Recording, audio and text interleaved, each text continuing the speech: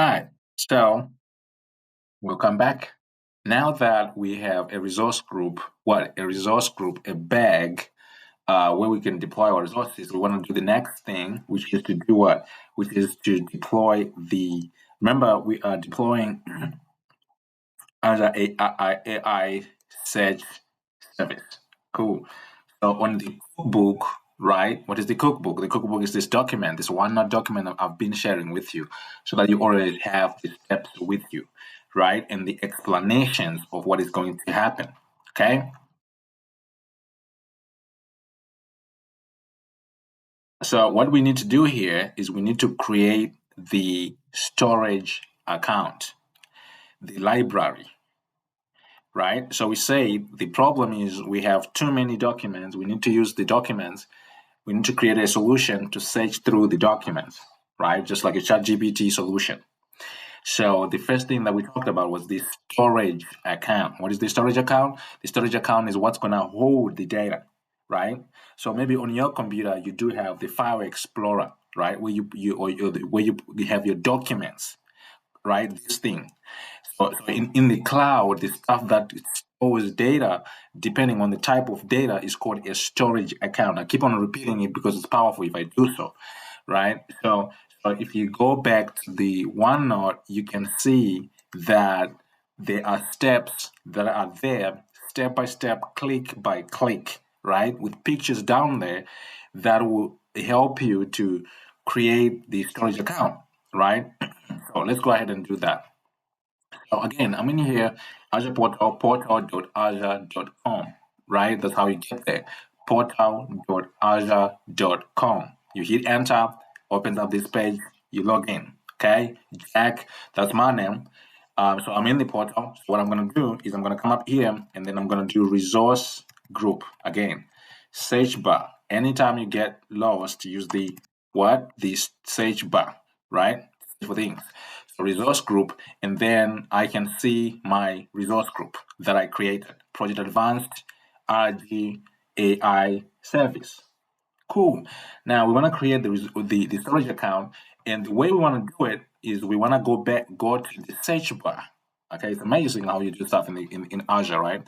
Search bar, and then you type what? You type the storage account, right? The storage account. So you click on storage account, and then when you click on the storage account, it will bring up the storage center. So the storage center is where you're gonna find file shares, blob storage, all of that stuff. But what we want to do here is we just want to create a storage account. So there's a lot of things going on, but I don't want you to worry about anything. I don't want you to think, what is that? What is that? So every time you create a resource in Azure, there's a left side menu that will tell you about the options, right? In the storage center, we're just focusing on what? On storage account. So you're gonna hit on the create button, right? Create button, and boom, it'll give you this blade that will allow you to create. So again, it's easy to do this. What you're gonna do is you're gonna select what? You're gonna select the subscription first. Okay, so if you have one subscription, it's auto selected for you. Okay, so the subscription is what you activated as a free trial. The next thing you're gonna select is the resource group. The what? The resource group. So the resource group is the one that you just created. If you had too many resource groups, you'd have to select it, right? But it's auto-selected because I only have one resource group. So I select that. The next thing is the storage account name. It's getting interesting. The storage account name, the other thing that I want you to learn as we go here is I want you to read stuff. Don't just do things blindly. Read what's written. So here it says storage account name, and in front of that there's an eye icon. So if you click on the eye icon, it explains to you what this thing is. Now what I want to mention here is that for naming convention, the storage account, it has to be unique globally. Okay, just like your email address. Your email address cannot be the same as another email address, right? The same thing happens to the storage account because it's globally accessible. It's a storage account. Okay, cool. So in my case, I'm going to use this name for my storage account according to the cookbook that I have here. So 1000 PSX. So which means you cannot use my name or the name that I have in the in the cookbook, because it will give you an error, right? So you want to make it different a little bit, because it needs to be what? To be globally unique. All right, cool. So once you have the name, and it needs to be small caps, you cannot do capital letters in the storage account. Cool. Next thing is what? The next thing is the region. I know what you're thinking. Well, I selected the region when I was creating the resource group. Yes, but you can also so resource groups does not, if you have a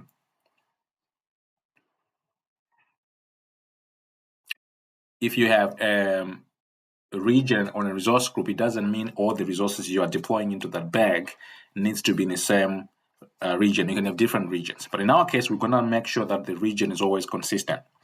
Okay, so here I'm gonna put in the region, which is West US 2, and then it says what is the preferred storage type. In our case, select the Azure Blob storage. I'll explain what that is later, but let's select the Azure Blob storage. Okay, I don't want to confuse you. The next thing it asks is what is the performance? The performance is going to be standard. What? Standard.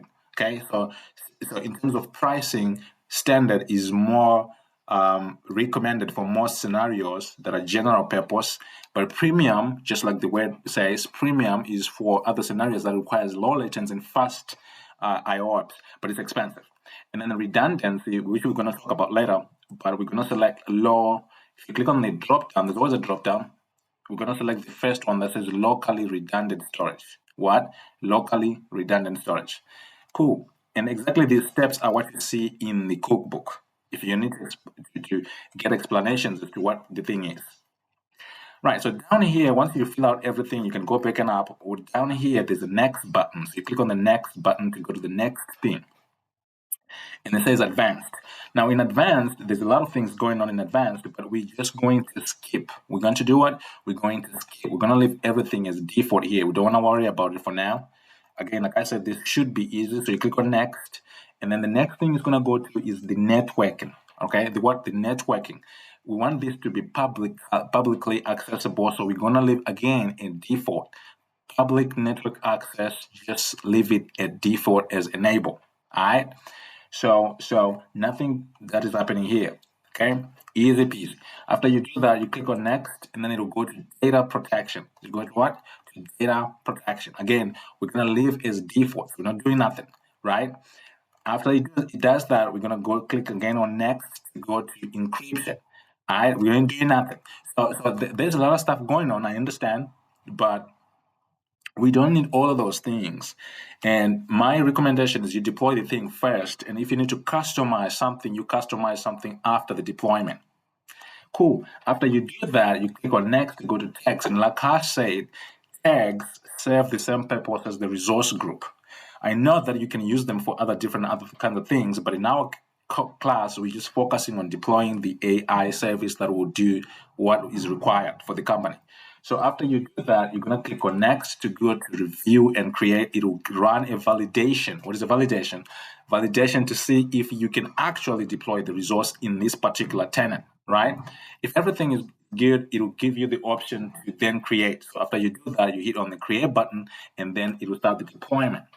Now, it is quick and fast to deploy a resource group, right? But I'm going to pause the video for the deployment to go through so that I can save you some time. All right, easy peasy. So the storage account has been created, and as you can see from my screen, if I click on go to resource, which I don't really like to do because it confuses people, I will go to the home here, and then I'll go to the search bar, right? So you know how to use the Azure Portal. And I type storage accounts again. Now it's just coming up by default, right? And you click on storage accounts, and you can see now that you have a storage account that you just deployed called PA1000. This is the name that I used, okay? And this is the storage account. So you double click inside the name. What? Double click inside the name to what? To open the storage account. So you double click inside of it, and then it will open the storage account. Again, there's a lot of things happening. Nothing is scary here. We don't need to worry. So I'll meet you in the next video.